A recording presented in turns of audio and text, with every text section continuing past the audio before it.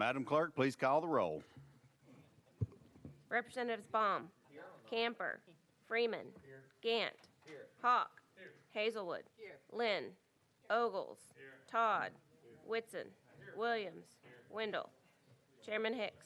Here. You have a quorum. Thank you, Madam Clerk. I would like to call the Finance, Ways, and Means Subcommittee to order for February the 9th, 2022. Members, are there any personal orders before we begin? Seeing none, we have 5 bills on our calendar for today, so we're going to jump right in. Item number 1 on our calendar is House Bill 1405. That's 1405 by Chairman Hawford. We have a request to take this bill off notice, so I don't think he doesn't have to be here, so we're going to go ahead and move right on without him. So since this bill has been calendared 3 times, we will need to place it on a special calendar to be published with our final calendar pursuant to House rules. So without objection, House Bill 1405 will go on the special calendar to be published with the final calendar. Without objection. All right, item number 2 on our calendar is House Bill 1874 by Chairman Hulsey. Sir, you have a motion and a second. And Chairman Hulsey, do you want to go ahead and get the amendment on before we start discussion? Would that be okay, getting the proper? Yes, thank you, Chairman and Committee. The number I have is 011904. That is correct. Do we have a motion second? We have a motion second on the amendment. You're recognized on the amendment. Committee, thank you for the time. This amendment adds the language because there was an issue in Alabama where they have this same bill and passed it, but there was an issue on whether they should charge tax on the difference between what the coin was actually worth intrinsically, if it was worth $1, but they sold it for 25. Should they tax on the difference? And so we changed this wording so we don't have that kind of problem. All right, thank you for this description. Members, any discussion on Amendment 11904? Seeing none, we're now voting on Amendment 11904 being put onto House Bill 1874. All those in favor say aye. All those opposed, no. The ayes have it. We're back on the bill as amended. And with that, you are recognized, sir. Thank you. We've been at this for about 7 years, trying to get this passed. The physical note, and I talked to Krista, and really the physical note's only about $100, but she said we had to put it at what it is, so I'm waiting for 7 years for it to go down. I just want to tell you that we are left now as one of, I think, 8 states that still have a tax on gold bullion, rare coins, and paper money, and it's costing us tens of millions of dollars every year. People who buy gold bullion in Tennessee will not buy it from a Tennessee dealer. They go out of state and buy it, so they don't pay tax on it. We lost the paper money trade show in Memphis 2 years ago. It brought in $2.1 million to Memphis' economy. And they tried to warn us for several years that if we did not do away with this tax on paper money, they were moving. And 2 years ago, they went to Kansas City. The International Numismatic Show, they want to come to Nashville and have for a long time and will not. And so same thing with other coin shows and trade shows and expos. They won't come here because there is a tax on coins and rare metal. So for the 7th time, I know it's going behind the budget, but I want to put it in your mind so when it comes time for behind the budget stuff, you'll put me at the front of the line. And with that in mind, I have a gentleman here, Mr. J.P. Cortez, if you would indulge me to allow him to speak to you as a vendor in this state. All right, thank you, Chairman. And we do have a request from Mr. J.P. Cortez to speak, so we're going to go ahead and ask him to be coming toward the podium. So without objection, we're going to go out of session. We are now out of session. Sir, please step up to the podium. You can sit, you can stand, whatever, if you'll just introduce yourself and who you are associated with. You have 3 minutes. Thank you. Chairman Hicks, members of the Finance, Ways and Means House Subcommittee, thank you for the opportunity to testify before you today. My name is J.P. Cortez, and I'm the Policy Director for the Sound Money Defense League. I ask you to please vote yes on House Bill 1874 when the time comes. This is a measure to remove sales tax on gold and silver coins and bullion. Just 2 months ago, the Tennessee Advisory Commission on Intergovernmental Relations released a report on the feasibility of establishing a state bullion depository. While the task report decided that ultimately right now is not the best time to do that for Tennessee, they pointedly concluded that Tennessee should consider eliminating the sales tax on gold and silver. There's a national trend to remove this sales tax from precious metals. According to the TASR report, 42 states currently have already done so, in whole or in part. Mississippi, Hawaii, Kentucky, and New Jersey are expected to consider eliminating this tax right now as well. So of the 8 states remaining, 5 are currently considering with active legislation to remove this tax as well. So under current law, Tennessee citizens are disincentivized from protecting their savings in gold and silver because of this unfair tax. And so the House Bill 1874 would remove the disincentives to allowing people to store their gold or to store their savings, their wealth in gold and silver at a time when inflation, at a time when the consumer price index is higher than we've seen in 4 decades. Taxing gold and silver essentially serves as a de facto investment penalty. Tennessee doesn't charge sales tax on stocks, bonds, ETFs, cryptocurrencies, real estate, any of that. These are assets held as investments for resale. And so for that reason, a sales tax on these assets would be inappropriate. Purchasers of these metals are not consuming them. They're holding them for resale.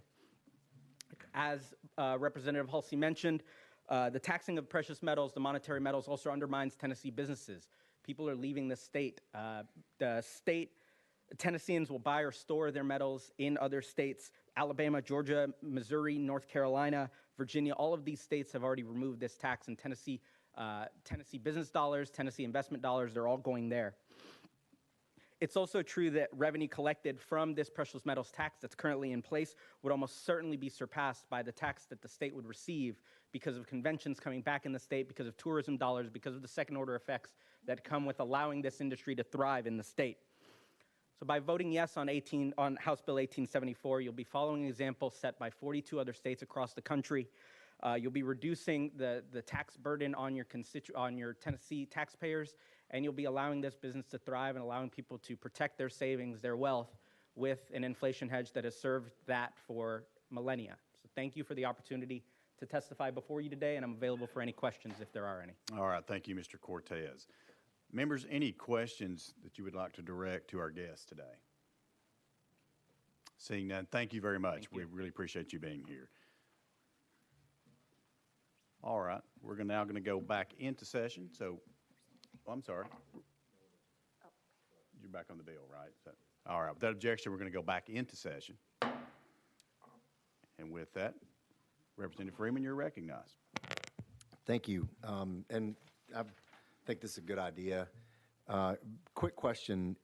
So I know when you don't pay taxes when you purchase a stock, but you pay capital gains, and then you pay a percent annually on whatever the profit is, the growth of your taxes.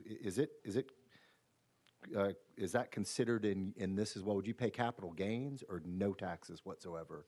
No, this bill only deals with the purchase at the front end. Got it. I suspect, if you bought it for $100,000 and sold it for $105,000, you would probably owe tax on the $5,000.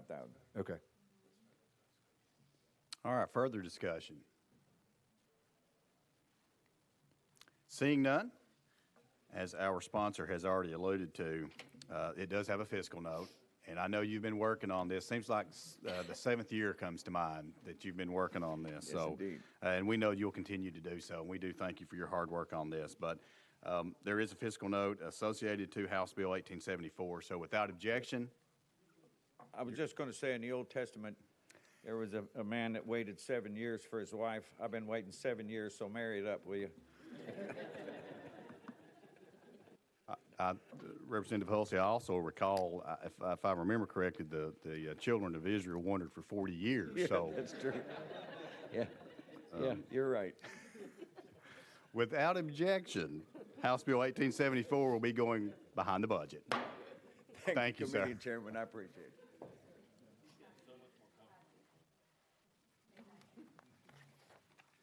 All right, that brings us to item number 3 on our calendar is SJR 55 by Representative Reedy.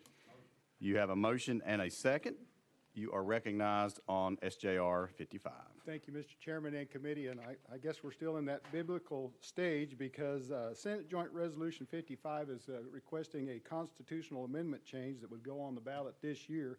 It proposes amendment to remove Article 9, Section 1 of the Constitution of Tennessee, which provides that no minister of the gospel or priest of any denomination whatsoever shall be eligible to a seat in either house of the legislature. Of course, 1978, it was deemed unconstitutional, and we've got many ministers serving with us at this time, Mr. Chairman. All right, thank you, Representative Reedy. Any discussion on SJR 55? Representative Hawk. Thank you, Mr. Chairman, and Representative Reedy, thank you for bringing this. For a while there, I was attracting ministers to run against me 2, 3, 4 years in a row. So the rulings of courts already have said that these individuals in this profession can and should be allowed to run. So we're just essentially looking to constitutionalize what has most recently become practice within the courts. So, Right, and absolutely correct, just cleaning up the Tennessee Constitution. thank you. Thank you. Thank you. Chairman Williams, you're recognized. Thank you, Chairman. Representative Reedy, the question my good friend from Overton County wanted to know is if a bivocational pastor, whether this would apply to them or not, as he wanted to know. Yes. Is that bivocation has no bearing on it whatsoever? Not that I'm aware of, Thank you. but I appreciate his comment. All right, further discussion?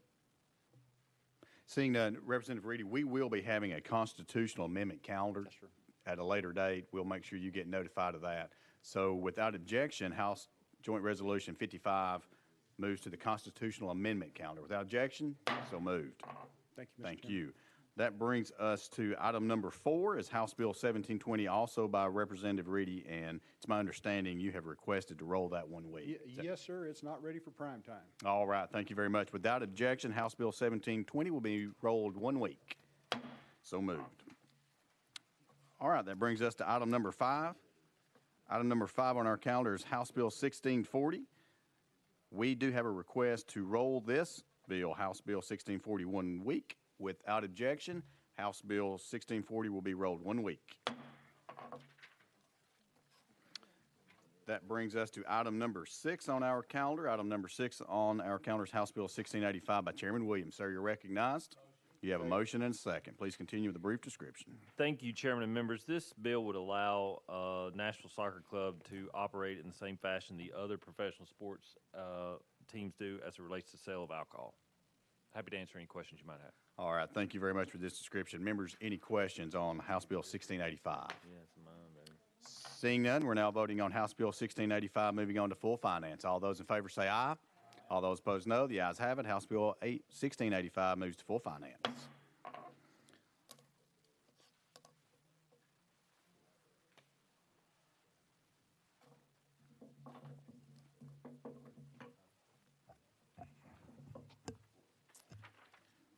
Item number 7 on our calendar is House Bill 335 by Chairman Hicks. We have a motion, we have a second. Chairman Hicks, you're recognized. Thank you very much. House Bill 335 adds leukemia and testicular cancer to the list of cancers to which the presumption already applies, and is part of a continued negotiated agreement among the parties, all parties involved. Are there any questions or any discussion on the bill? Seeing none, there is a significant fiscal impact from this bill. And while it gives me no pleasure, I must say that this bill goes behind the budget. Just, yeah.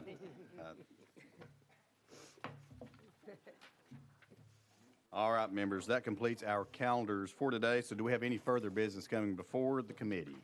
Seeing none, without objection, we stand adjourned. About a resolution. No, you're good. See you.